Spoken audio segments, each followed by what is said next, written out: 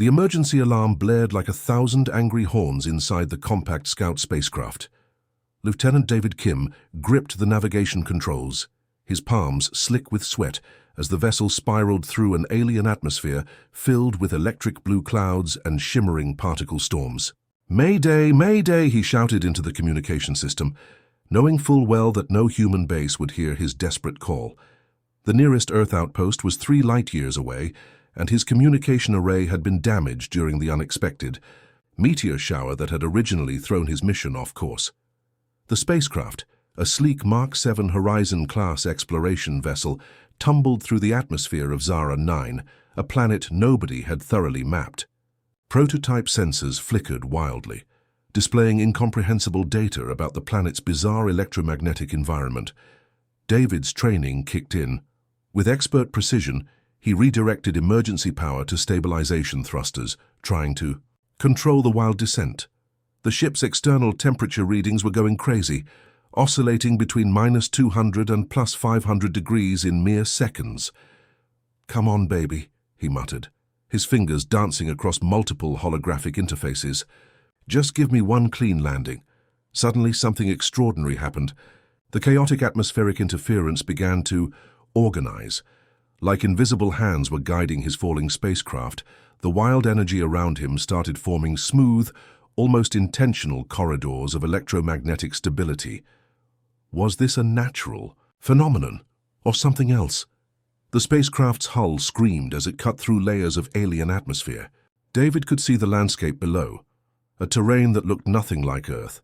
Crystalline structures jutted from purple-tinted ground, strange vegetation that seemed to pulse with internal light, and massive rock formations that looked more like frozen liquid than solid stone. Just when David thought he would crash into those alien rock formations, something extraordinary happened. A network of luminescent tendrils, looking like a cross between roots and fiber optic cables, seemed to rise from the ground, creating a natural cushioning network. His spacecraft didn't crash. It descended, gently, like a feather. What the... David couldn't even complete his sentence. The landing was too perfect, too controlled to be random. As dust settled around the spacecraft's exterior, David's hand instinctively moved towards the emergency weapon system. Standard protocol for first contact scenarios demanded caution. But something felt different here. The external cameras revealed a landscape that was simultaneously beautiful and terrifying. Bioluminescent plants swayed without wind, rock formations seemed to breathe. And in the distance something was moving, something that didn't move like any creature he had ever seen. A soft tapping sound emerged from the spacecraft's outer hull. Not aggressive, curious, David activated the external translation matrix, a complex device designed to interpret potential communication signals. The device was programmed to recognize over 10,000 potential communication methods, from sound waves to chemical signatures. The tapping continued, rhythmic, almost musical. Then a section of the spacecraft's hull simply dissolved, not burned, not cut, dissolved like mist clearing from a morning window. And there she stood, Una, a being that defied every conventional understanding of life. Her body seemed to shimmer between solid and liquid states, hair that wasn't just hair, but appeared to be living, thinking tendrils of extraordinary complexity. Eyes that reflected entire universes. She wasn't threatening. She was studying. And in that moment, Lieutenant David Kim realized his mission had just become something far more significant than a simple planetary reconnaissance. First contact wasn't going to be about weapons or diplomacy. It was going to be about understanding. End of part 1. The interior of David's spacecraft transformed around Una's presence. Her luminescent tendrils, what he initially thought were just hair, began moving with extraordinary precision, interfacing with various technological systems almost instantaneously. Microfilaments extended from her hair, connecting with the spacecraft's computer systems. David watched in astonishment as complex holographic data streams emerged, translating unknown signals and decoding complex planetary information faster than any human technology could process. "Wait," David spoke carefully. "You're not just scanning, you're understanding." Una's eyes, massive iridescent pools that seemed to contain entire galaxies, focused on him, not with hostility, but with profound curiosity. Her body language suggested scientific investigation rather than threat. Suddenly, a small robotic probe inside David's spacecraft activated without his command. It began rotating, its sensors completely synchronized with Yuna's hair-like tendrils. The probe started generating complex mathematical sequences, as if communicating through an entirely new language. David realized something extraordinary was happening. This wasn't just first contact. This was a comprehensive biological and technological exchange happening at speeds beyond human comprehension. His blood tests, stored in the spacecraft's medical database, began displaying unprecedented genetic analysis. Yuna's neural-connected hair was decoding human genetic structures with microscopic precision. Each strand acted like millions of independent research assistants, mapping, analyzing, understanding. "Your genetic structure," Yuna's voice emerged, not through sound but directly into David's mind. "It's unlike anything we've encountered." The spacecraft's environment started changing. Temperature adjusted perfectly to David's biological comfort, oxygen levels optimized, gravity stabilized. It was as if the entire vessel was being recalibrated by Yuna's incredible technological interface. David's training had prepared him for potential alien encounters, but nothing, absolutely nothing, suggested a being could interface with technology so seamlessly. Her hair wasn't just an appendage. It was a living, thinking, processing network. Fragments of information began flooding David's neural interface. Planetary data, ecological systems, quantum-level interactions. It was like receiving an entire planetary encyclopedia in milliseconds. "Humans are rare," Yuna continued, her communication a blend of emotional intent and scientific precision. "Adaptive, resilient. Your genetic code contains mutation potentials we've never seen." David understood now. This wasn't just an encounter. This was a comprehensive scientific investigation where he was both subject and participant. His body started experiencing subtle changes, not painful transformations, but gentle recalibrations. His immune system was being studied, analyzed, almost upgraded. The spacecraft's medical sensors went crazy. Cellular regeneration rates increased, neurological connectivity expanded. Something extraordinary was happening at the genetic level. Outside, the alien landscape pulsed with synchronous energy. Those crystal structures he'd seen during landing now seemed to resonate with the interactions happening inside his spacecraft. Yuna's tendrils continued their intricate dance, connecting, analyzing, understanding. David felt no fear, only an overwhelming sense of being part of something monumentally significant. "Your species," Yuna's mental communication continued, "carries potential beyond your current understanding." Robotic maintenance units inside the spacecraft began moving, performing tasks with unprecedented efficiency. They seemed to be learning, adapting to this new form of technological communication. David realized he was witnessing something revolutionary. Not just first contact, but a comprehensive technological and biological exchange that would redefine humanity's understanding of extraterrestrial interaction. His body tingled, his mind expanded, and somewhere between human limitations and alien potential, a new understanding was being born. This was more than an encounter. This was evolution in real time.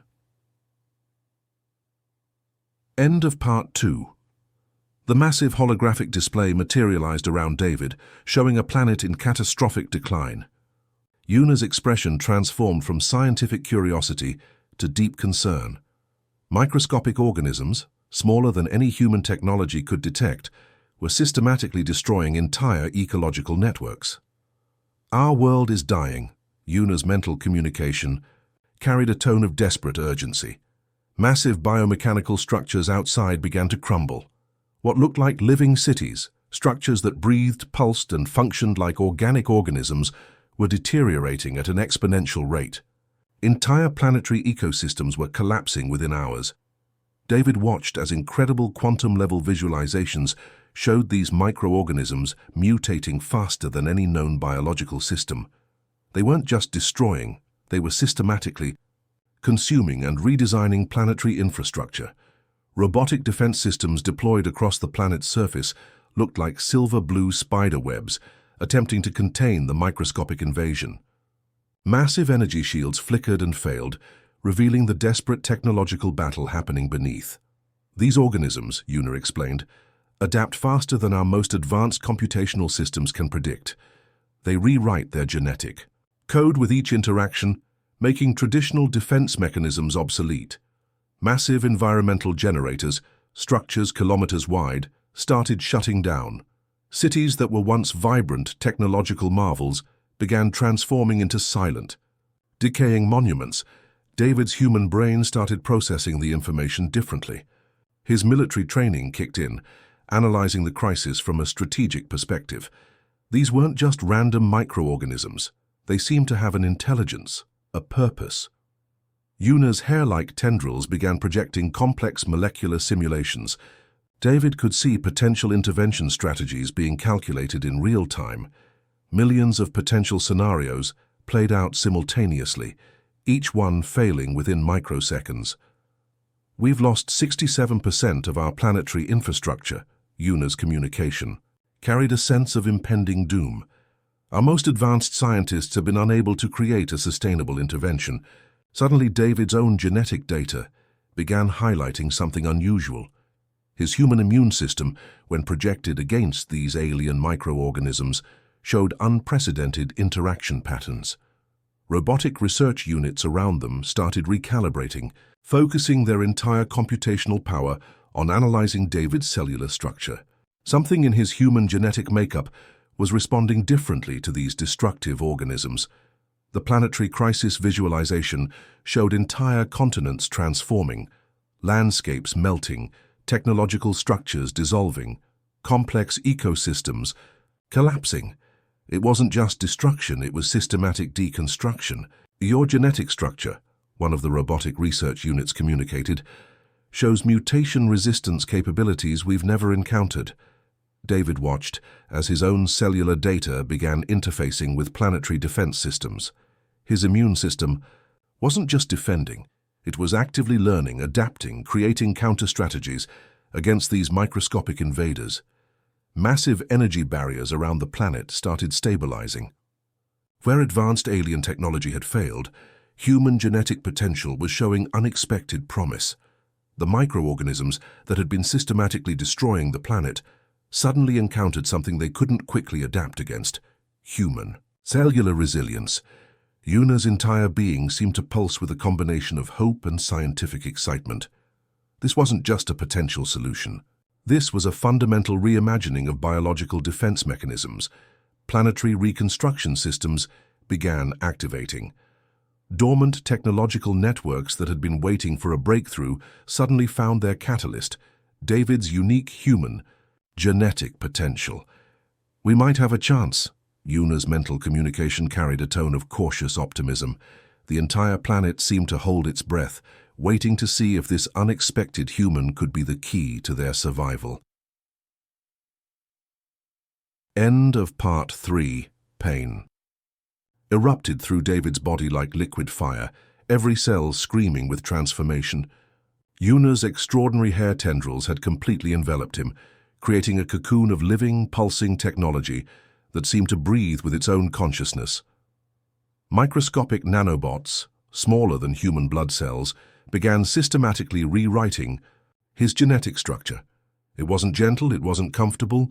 This was cellular warfare happening within his own body. Massive holographic displays tracked his transformation, showing biological changes happening at speeds no human medical technology could comprehend. His DNA twisted, reshaped, reconstructed. Like living architecture, robotic medical units surrounded him, their quantum sensors tracking every microscopic change.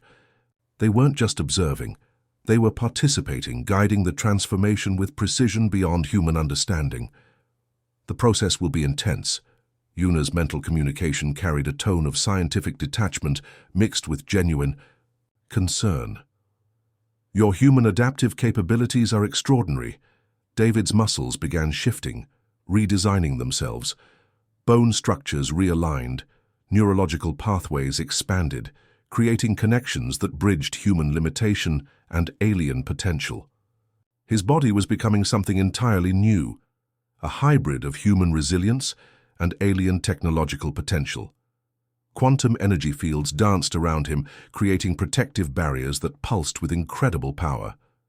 Each transformation sequence looked like a complex mathematical equation coming to life, reshaping biological potential with every passing moment. Extraordinary sensory experiences flooded his consciousness. He could suddenly perceive electromagnetic wavelengths, understand molecular interactions, sense planetary energy patterns that no human had ever experienced. The spacecraft's internal environment transformed. Walls became adaptive membranes. Technological systems synchronized with his changing biological structure. It was as if the entire vessel was becoming an extension of his transforming body. Yuna's hair tendrils continued their intricate work, each strand functioning like a million independent research assistants. They weren't just changing him, they were learning from him, understanding the unique potential of human genetic structure. Massive energy conduits connected to his body, transferring planetary defense information directly through his transforming cellular network. Where alien technology had failed, human adaptability was creating entirely new intervention strategies. David's consciousness expanded. He could suddenly understand complex planetary ecosystems, track microscopic organism mutations, predict technological intervention strategies, all happening simultaneously. Robotic research units around him started recalibrating their entire computational framework. His transformation wasn't just biological, it was creating an entirely new understanding of adaptive potential. Fascinating, one quantum research unit communicated. Human genetic structure contains adaptive capabilities beyond our current comprehension. Pain continued, a constant reminder that this transformation was pushing biological boundaries. But underneath the pain was something extraordinary, potential, pure, unlimited potential. His body was becoming a living weapon against planetary destruction, not through violence, but through unprecedented adaptive capability. Yuna watched with a combination of scientific curiosity and emerging respect.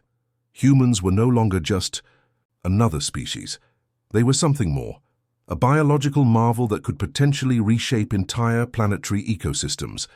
The transformation continued, each moment pushing further beyond known biological limitations. David was becoming something new, a bridge between human potential and alien technological marvel. Quantum energy fields surrounding him began stabilizing planetary defense networks, microscopic organisms that had been systematically destroying. Entire ecosystems encountered something they couldn't quickly adapt against: human resilience.